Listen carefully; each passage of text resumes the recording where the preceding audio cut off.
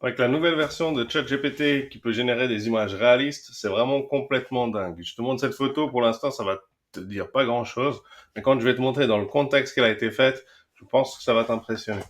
Alors déjà, au départ, il faut savoir que j'étais venu ici et j'avais demandé une photo simple, vraiment avec un prompt hyper simple, pas aussi compliqué que si tu devais utiliser Midjourney ou d'autres logiciels sur lesquels il faut avoir des prompts hyper précis.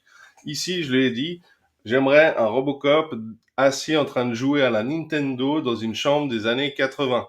Et voilà ce qu'il m'a fait. Donc, en plus, je lui ai donné des marques. Je lui ai parlé de personnalités célèbres et ici, il a écrit sans faute d'orthographe. D'accord? Je lui ai même pas demandé des écritures, mais il l'a fait sans faute d'orthographe. Et ce qui habituellement était rempli de fautes. Et là, franchement, on voit cette image, elle est très très réaliste. Ok? On dirait un montage de très très haute qualité. On est d'accord? Ici, je lui ai demandé aujourd'hui de me créer des images. Alors là, ce qu'il y a de très spécial dans cette image-ci, c'est qu'en fait, je lui ai donné ça comme prompt. J'aimerais une image d'un magasin appelé eShop. Je te transmets le logo en photo. Ok, on voit que c'est un logo très standard créé sur Canva. À gauche de l'enseigne, le logo Facebook. À droite, le logo YouTube.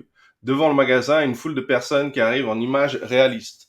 En fait, là, il m'a créé ça, donc on peut voir, il a vraiment créé le logo sans faute d'orthographe, correctement, avec tout ce que j'ai demandé. Et pourquoi j'avais fait ça? C'était pour, en fait, dans les emails que je crée, les emails que tu vas pouvoir trouver en t'inscrivant sur une de mes pages. Toutes mes pages mènent à ces emails. Mais en fait, c'est une suite d'emails sur lesquels on apprend le marketing, la vente, différentes notions. Et je crée des tutoriels qui sont vraiment uniques, que tu ne trouveras pas sur la chaîne YouTube, que tu vas trouver seulement dans les emails. Et à partir de là, en fait, dans cet email, je parlais de l'acquisition de clients via les réseaux sociaux.